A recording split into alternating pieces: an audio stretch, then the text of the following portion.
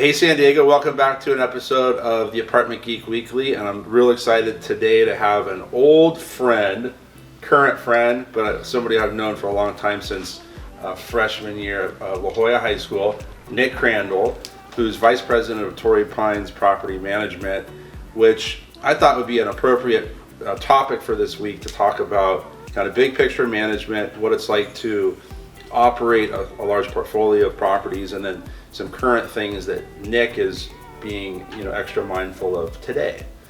So welcome, Nick, to the Apartment Geek.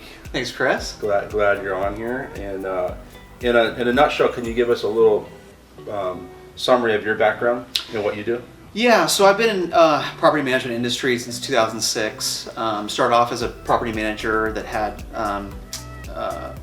about 15 properties, kind of learned hands-on how to run those properties, and then kind of grew into a larger managerial role where I oversee about half our portfolio, and kind of there as a supervisory role for our regional managers. Got it. And you manage all over the county?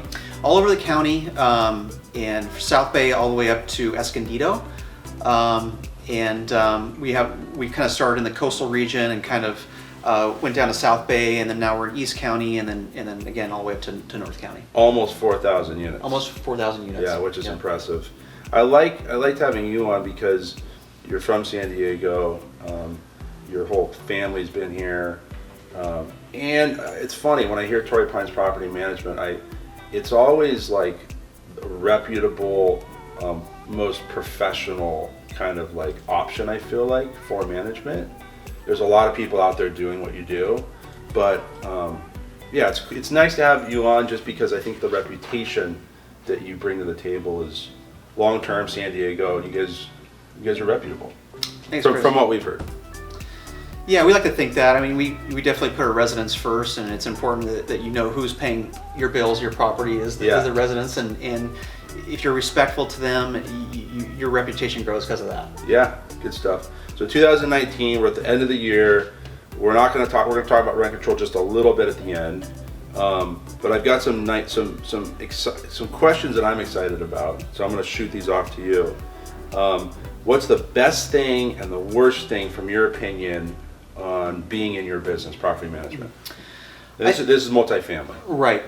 I think that every day is a new day, and what I mean by that is you're constantly learning. You're constantly problem solving, and new things come to your desk all the time that you've never seen. Yeah. And there's just so much to learn, and I really like that. It keeps you energized, and that's, to me, that's what makes property management fun. Yeah. And I think the downside of property management is, in many ways, it's a thankless profession. You put a lot of effort into making sure your residents are taken care of, making sure the property looks nice, and a lot of times you don't get the thank yous. Maybe somebody will only contact you when there's a problem, and you just have to realize it's kind of part of being customer service. That's ultimately what we're in. And so you have to have thick skin, and you have to realize it's not personal. It's just that's someone's home, and as long as you can realize that, and you can keep your mind on that, then everything's fine. Yeah, but you're not getting thank you letters in the mail and typically not Christmas presents from tenants who are saying, "Oh my gosh, I love this place." Yeah, no. That's good to know. So, and then I've gotten this from a lot of the landlords that we talk to, and we kind of touch what compensation for management companies. Mm-hmm. There's a lot of weird stuff out there, monkey business. What's proper, and how do you charge your clients, your landlords, for your monthly fee pay? Right. So commission should be based off of the collected income. So the monthly collected income would include rents collected. If there's ancillary income like laundry income, if you bill back residents for sewer, water, and trash, there's that sub-metering income. And you're collecting a percentage on that too. Exactly. Okay. Yeah, exactly. Yeah. And so, and then there's also, we have to charge a minimum. So, for example, if there's a 6-unit apartment building and there's 2 units that are not rented and they're down because we're doing some upgrades that take 30 days, That's a lot of work, and there's a lot of work to scheduling, and then there's marketing to make sure to lease it. So we have to make sure that when that income is not being collected, that we're still being compensated. Okay. And that's fair. And you put like a market rent in there? No, what we do is we'll actually we have a fixed minimum amount that will be flat amount that'll be in the management contract. Okay. Yeah. So. And then what do you get? Do you get lease up bonuses if you have a turnover on a property, or no? Typically not. Some properties that are challenging. Sometimes on an expensive Class A property there might be a leasing fee, but typically there's not. Okay. It's usually just on the collected income. On RUBS, we've talked about RUBS in another Apartment Geek video. Is one of the first ones.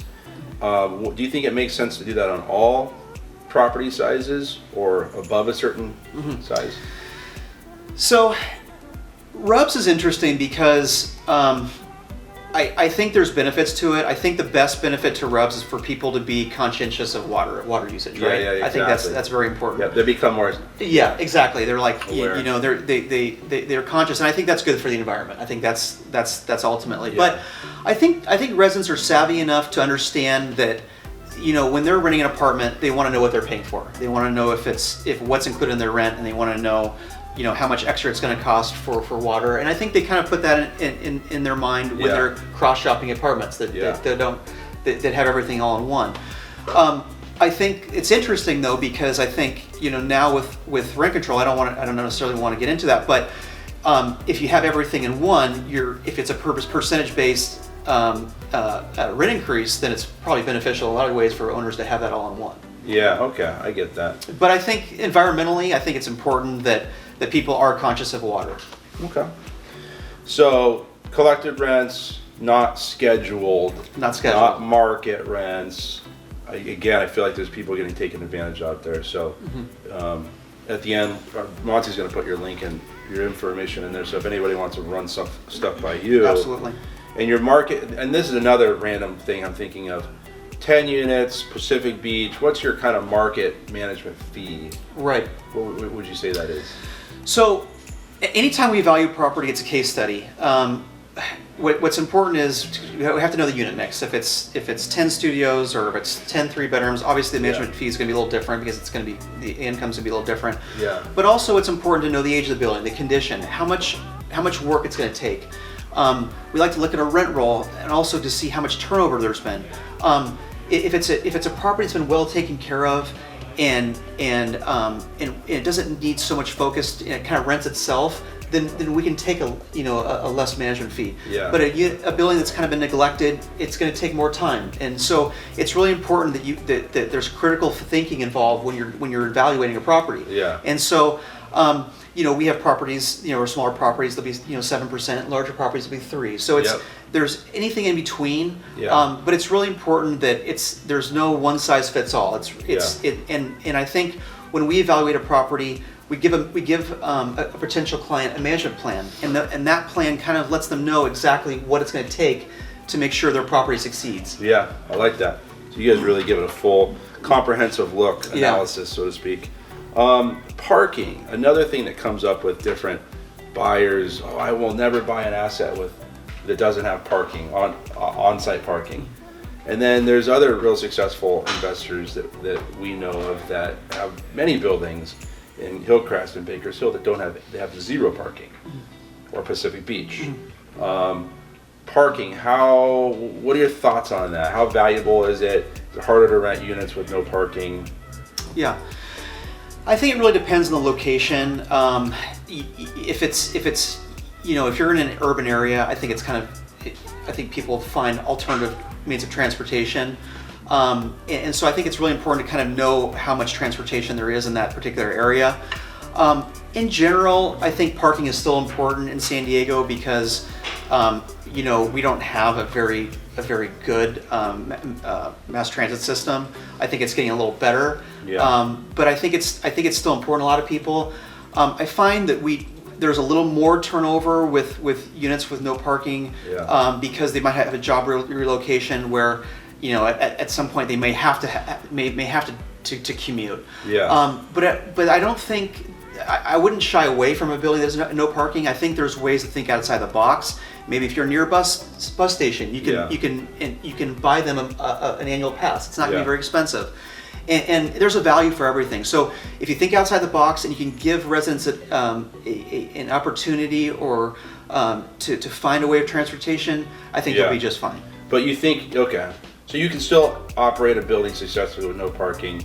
You may get a little bit more turnover. You might get a little more turnover. And you may get $50 less a month, $75 less. Yeah, you're definitely going to be less. I would say 3 to 5% maybe.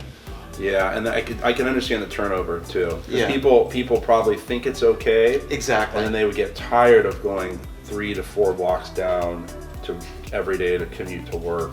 It may wear on them Exactly. over time. So it's important also to know your neighborhood. If there's a street, if your immediate street's only 2 hours, then you want to let them know maybe Yeah. a couple of blocks down that you can park there all day. So it's really important that you know your neighborhood and give them alternatives. Yeah. When you're showing a unit, you want to make sure that you have all that information because they're going to be like, well, where do I park? Yeah. Have that information on hand and make it a selling point. Yeah, good stuff. I've got a trick question for you now. If you could own 100 units in San Diego in one location, just say spread out, San Ysidro up to Carlsbad, Oceanside. What unit type would you own if it was all a certain unit configuration? When I mean that, I mean studio, 1 bedroom, 2 bedroom, 2 bedroom, 2 bath, 3 bedroom. I think having a variety because I think right now I think 1 bedrooms are pretty hot. It's so expensive in San Diego, and people it's an affordability issue a lot of times. Yeah. But then there's also a lot of value in having 2 units or 3 units. It brings families, Yeah. and so I think having a diverse portfolio with all different types.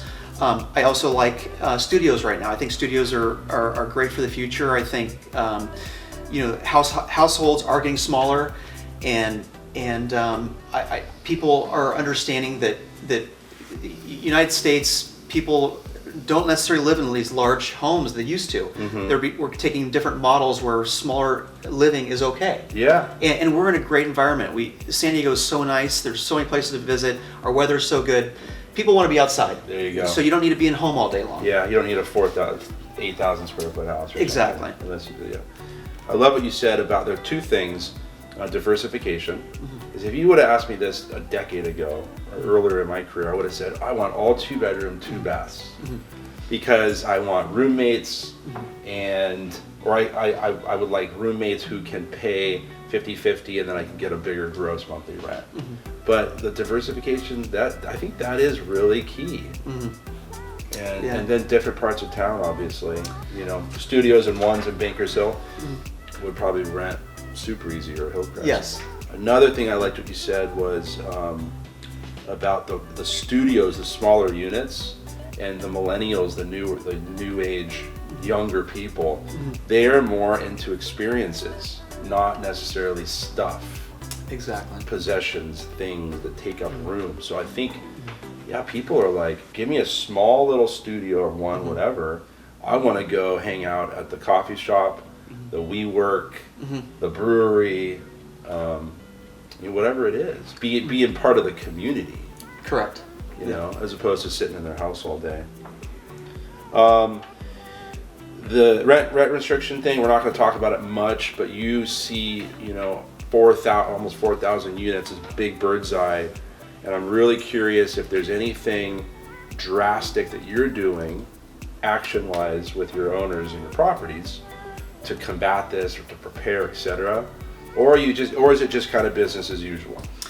For the most part, it's business as usual. It's obviously come up, but it's still a very, it's 5% plus CPI. It's roughly 7.2%. That's still very favorable for a landlord, and so it's and we're not really changing that. We're not. Our mindset is really not on that as much. I think our mindset is just keep evolving, making sure that residents have more features and making their life easier by paying rent online, ACH payments. 70% of our residents pay online, and then also being able to have a software where we can communicate. They send out maintenance requests that we receive live, and they can track. We can track the work orders, and that's really important. We can also send text messages through our software system, and then we can text message back. So we have these different ways to communicate, which is what the market demands. That's huge. So you have to stay with the times, and you have to be constantly evolving to what is important to society, and that's what we're doing. So you have a soft system, and if there's a maintenance request on a broken toilet in Point Loma, can you see who the vendor is with boots on the ground, as far as who's going out there when it's fixed, etc.? So what we do is it gets sent to us through our software system. Then we have a maintenance coordinator. Yeah. Our maintenance coordinator then selects the vendor that's best appropriate for that job. Yeah. And then we send out that vendor, and then the vendor lets us know when it's completed if it needs anything else. That'd be nice to have in our portfolio of real estate. Gosh, that sounds great. Well, thanks, Nick. I think it's neat to hear the big perspective from your situation, and looking down the road, I think business as usual. We're in a healthy market. I feel grateful to be in the business in San Diego, because tenants have a beautiful place to live, and we get a lot of people moving from other parts of the country to live here. Absolutely. So it's neat when you can rent an apartment to them, and they kind of, I don't know. Yeah. It's a interesting thing. I haven't really thought about that too much in the past. And anybody that wants to run scenarios by you, we're going to put your info out there. Super top-notch, professional management. I think if anybody wants like the legit deal, you're the firm to go with. And then if anybody wants to run things by me, as always, we're here to put scenarios together and go from there. So thanks for tuning in. Nick Crandall, appreciate it, buddy. Thanks, Chris. Yeah. Appreciate it. Until next time, happy investing.